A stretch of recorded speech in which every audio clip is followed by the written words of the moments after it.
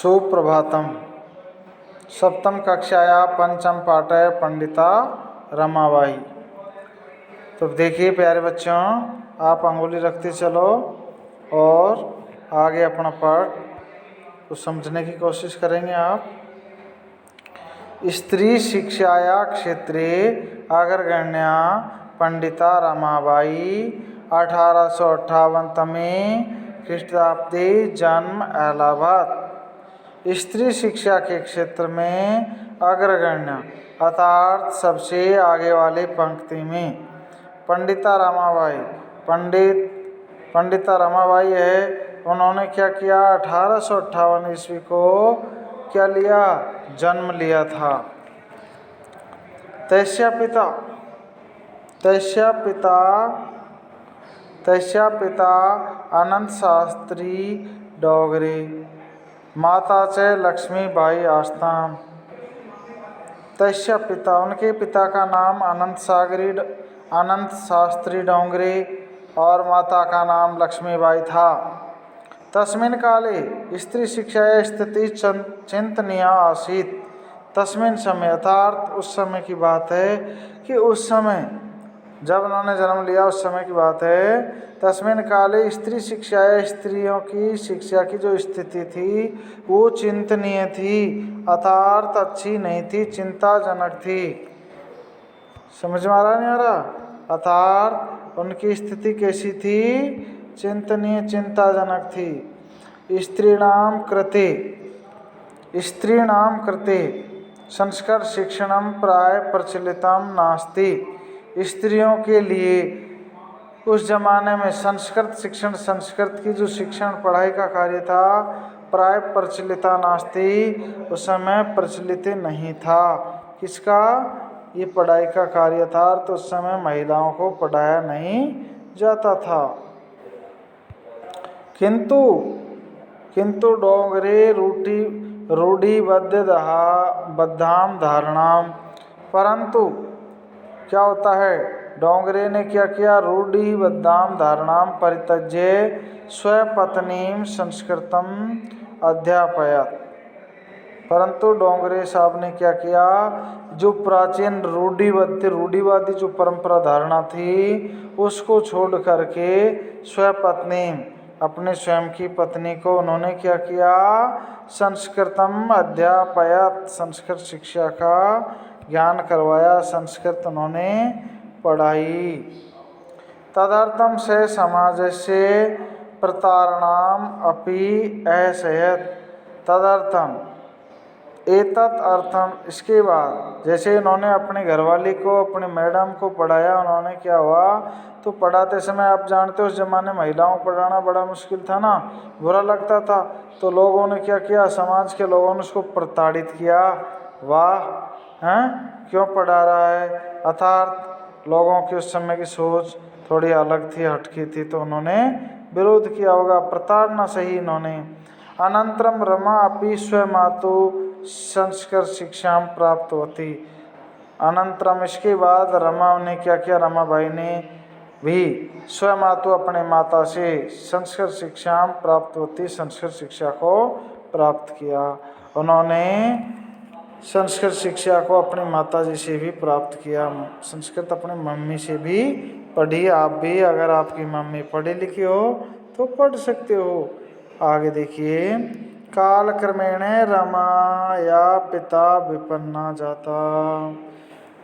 कालक्रम के अनुसार रमा के पिता है वो विपन्न संजाता था। विपन्न माने निर्धन अर्थात गरीब हो जाते हैं, क्योंकि आप जानते हो समय है, पैसा आता है और जाता है। हाँ, तो इसलिए प्यारे बच्चों कभी घबराना नहीं चाहिए, क्योंकि ये तो लक्ष्मी है, पैसे तो आते और जाते हैं, परंतु इंसान का चरित्र या अपना मन नहीं बिगड़ना चाहिए, ऐसे बड़े लोगों ने कहा है। तस्या पितरो ज्येष्ठा भगिनी चाहे दुर्भिक्ष पीड़िता दिवंगता। उसके बाद क्या होता है? तस्य पितरो, उसके बाद में उनके पितरो पिताजी, माता पिता। पितरो शब्द ये माता और पिता दोनों के लिए था। ज्येष्ठा भगिनी बड़ी बहन, दुर्भिक्ष पीड़िता दिवंगता, एक बुरा समय आता है, अकाल पड़ता है, तो उसमें वो क्या हो जाते हैं, दिवंगता, भगवान को प्यारे हो जाते हैं, कहते हैं ना मर जाते हैं, मृत्यु को प्राप्त हो जाते हैं। फिर क्या होता है, तदंतरम तदंतरम रमा स्व ज्येष्ठ भ्राता सह पदभ्याम समग्रम भारतमय भ्रमत। तदंतरम तदंतरम अर्थात उसके बाद रमा रमाबाई स्वज्येष्ठ भ्राता अपने बड़े भाई के साथ पदभ्याम समग्रम पैरों से अर्थात पैदल यात्रा की समग्र भारतम पूरी भारत में उन्होंने क्या किया, भ्रमण किया।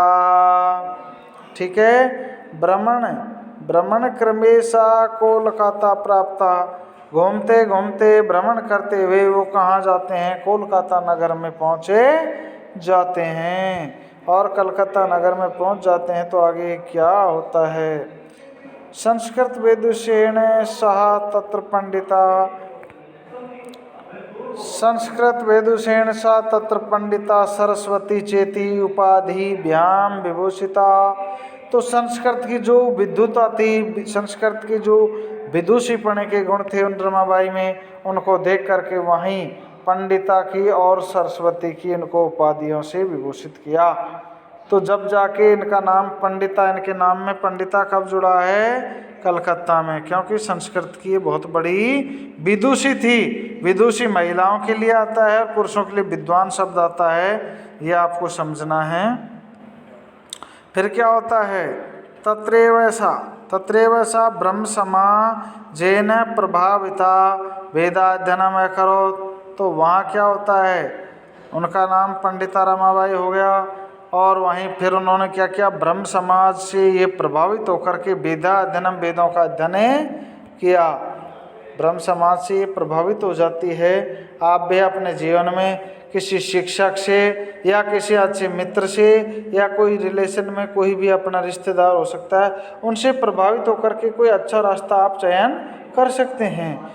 चयन करना चाहिए, विचार करना चाहिए, प्रभावित अपने आप विचार किया करो, चिंतन किया करो, क्योंकि बिना विचारे जो करे सो पीछे पछताए, काम बिगाड़े आपनो जग में होते हंसाए। तो इसलिए हमको कार्य कैसे करना चाहिए, सोच समझ करके। तो इन्होंने ब्रह्म समाज से प्रभावित होकर के वेदों का अध्ययन किया। फिर क्या किया, पश्चात स स्त्रीणाम कृते वेदादीनाम शास्त्राणाम शिक्षा यही आंदोलनम प्रारभ्यते। उनके बाद में उन्होंने स्त्रियों के लिए वेदादीनाम वेद आदि शास्त्रों के अध्ययन की शिक्षा के लिए आंदोलन प्रारंभ किया। कि बोले कि महिलाओं को भी पढ़ना चाहिए, ये इनके समझ में ज़्यादा आवश्यकता महसूस हुई। कि बोले मैं तो पढ़ गई परंतु मेरी बहनों को तो पता ही नहीं, उस ज़माने में महिलाओं को पढ़ाया नहीं जाता था, पढ़ने नहीं दिया जाता था। तो उन्होंने क्या किया, महिलाओं की शिक्षा के लिए, वेद शास्त्रों की शिक्षा के लिए इन्होंने आंदोलन प्रारंभ किया, इन्होंने पंडिता रमाबाई ने। फिर क्या होता है, 1880 तमे ख्रीष्टाब्दे सा विपिना बिहारी दासेन सह बांकीपुर न्यायालय बिहावा में करोत। 1880 ईस्वी को इन्होंने क्या किया, विपिन बिहारी दास के साथ बांकीपुर में क्या किया, इन्होंने बिहाव किया। और कहाँ, न्यायालय में। ठीक है, सार्ध एक वर्षात अनंतरम तस्यापि पति दिवंगता। 1.5 साल का उनका वैवाहिक जीवन रहा, साथ रहे।